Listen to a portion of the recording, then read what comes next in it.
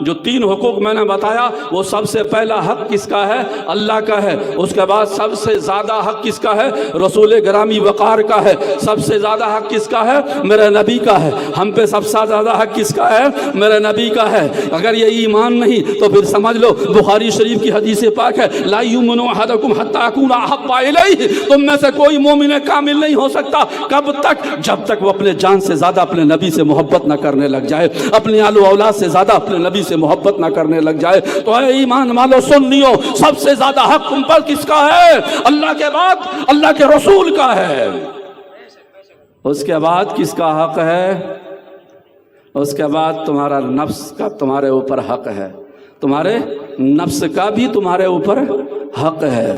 آپ سوچ رہے ہوں گے نفس کیا چیز ہے، تو آؤ بتاؤں، حدیث کی روشنی میں بتاؤں. حضرت عمر بن عاص رضی اللہ تعالیٰ عنہ ہیں، دن بھر روزے رکھتے ہیں، رات بھر نمازیں پڑھتے ہیں، اور روزے اور نمازوں کی حالت یہ ہو گئی کہ رکھتے رکھتے، کیونکہ روزے سے نفس مر جاتا ہے، آنکھیں دھس جاتی ہیں. دیکھا ہوگا آپ نے جو 1 مہینے روزے رکھتے ہیں رمضانوں میں، ان کی چہرے کی رنگت بدل جاتی ہے، لیکن جو ہی عید کا دن آتا ہے چہرے پہ شادابی آ جاتی ہے. تو روزہ کیا کرتا ہے؟ میرے آقا فرماتے ہیں نفس کو مار دیتا ہے روزہ. روزہ وہ ہے جو جسم کو کمزور کر دیتا ہے، روزہ وہ ہے جو آنکھوں کو دھسا دیتا ہے. حضرت عمر بن عاص رضی اللہ تعالیٰ عنہ کے اوپر نگاہ نبوت پڑی. مصطفیٰ کریم نے ارشاد فرمایا اے عمر بن عاص، میں نے سنا ہے کہ تم دن میں روزے رکھتے ہو، رات بھر جگ کر کے نفل نمازیں پڑھا کرتے ہو.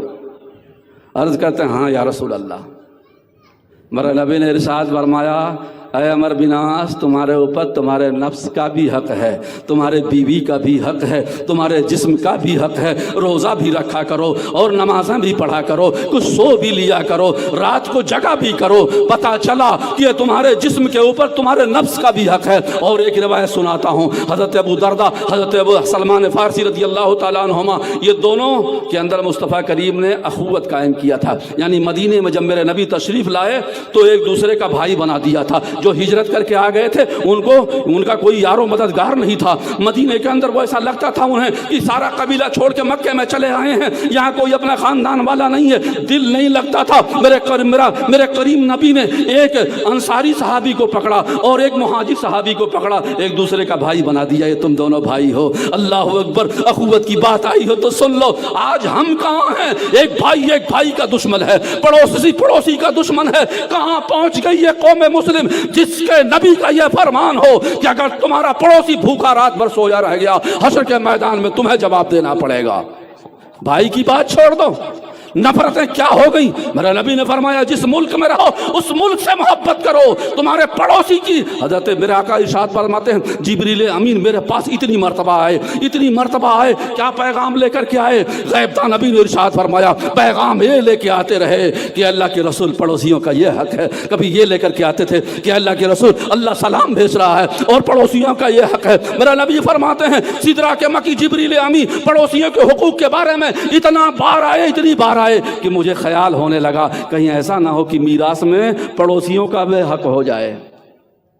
کیا حالت ہو گئی. تو حقوق کی بات کر رہا تھا میں. ایک مہاجر صحابی، ایک انصاری صحابی، جو مدینے والے ایمان لائے تھے وہ انصاری کہلائے، جو اپنا گھر بار چھوڑ کر کے آئے وہ مہاجر کہلائے. میرے نبی نے ایک دوسرے کا بھائی بنا دیا. اور بھائی کی بات ہے تو سنو، حضرت عبد الرحمن بن عوف رضی اللہ تعالیٰ عنہ ہیں. یہ کون ہیں؟ یہ وہ صحابی رسول ہیں، اسرہ مبشرہ میں سے ہیں. یہ جنتی صحابی ہیں. اللہ اکبر. جن کو بھائی بنایا گیا ان کو، وہ اپنا ہاتھ پکڑے ان کا اور لے کے اپنے گھر گئے. کہا مصطفیٰ نے تم کو میرا بھائی بنایا ہے، میرا نبی نے میرا بھائی بنایا ہے، تم گھر چلو.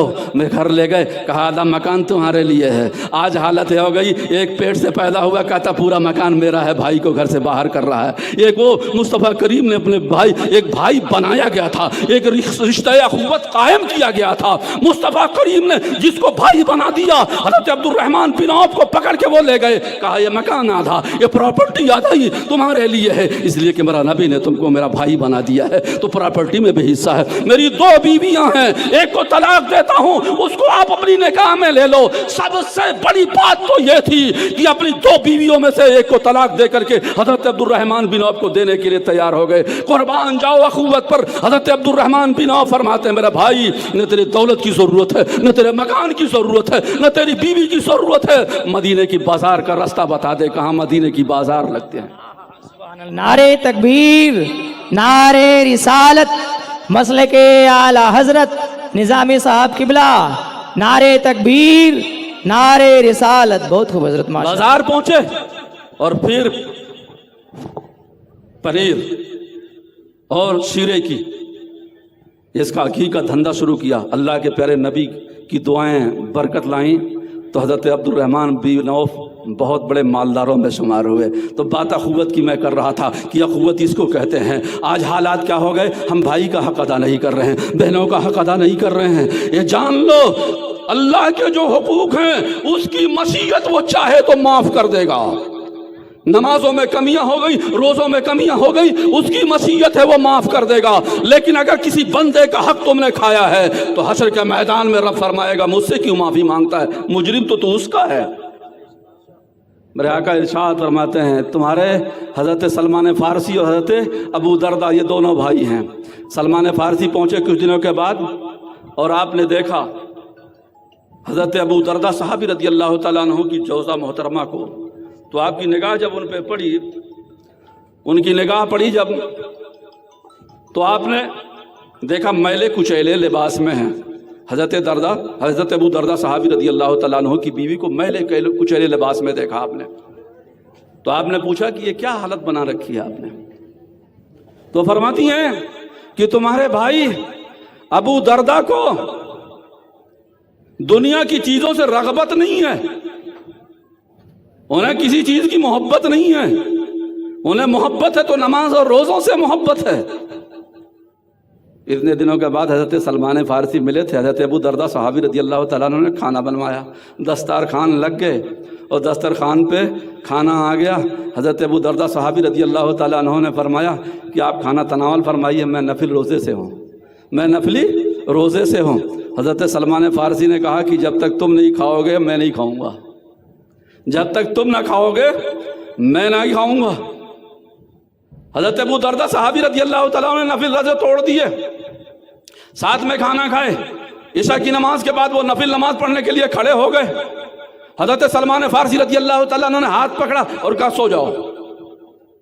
پھر ایک بار رات میں اٹھے، حضرت سلمان فارسی نے پھر ہاتھ پکڑا اور کہا سو جاؤ. پھر سو گئے. رات کا آخری پہر ہوا. حضرت ابو دردہ صحابی رضی اللہ تعالیٰ عنہ کو حضرت سلمان فارسی نے جگایا اور کہا تو اٹھو، تہجد کا وقت ہو گیا ہے. نماز تہجد ادا کیا دونوں نے. صبح کے وقت نبی کی بارگاہ میں پہنچے. حضرت سلمان فارسی ہیں، عرض کرتے ہیں یا رسول اللہ، پتا کا امی ابی، یا رسول اللہ میرے ماں باپ آپ پہ قربان ہو جائیں. میں نے ابو دردہ صحابی کے ساتھ یہ کیا ہے، یہ روزے سے تھے، ان کا روزہ توڑوایا تھا، یہ رات بھر جگتے تھے، میں نے رات میں ان کو سلایا ہے. یا رسول اللہ میں نے صحیح کیا ہے یا غلط کیا ہے؟ لبہائے نبوت کھلے. میرے نبی نے ارشاد فرمایا اے سلمان فارسی تم نے صحیح کیا ہے. اے ابو دردہ تمہارے جسم پر تمہارے روح کا بھی حق ہے، تمہارے نفس کا بھی حق ہے، تمہارے بیوی بچوں کا بھی حق ہے، تمہاری آنکھوں کا بھی حق ہے. نمازیں بھی پڑھو، سویا بھی کرو، روزے بھی رکھا کرو اور کھایا بھی کرو. مطلب روزے رکھ کے نہیں کھایا کرو، ایک دن روزہ رکھو دوسرے دن روزہ مت رکھا کرو.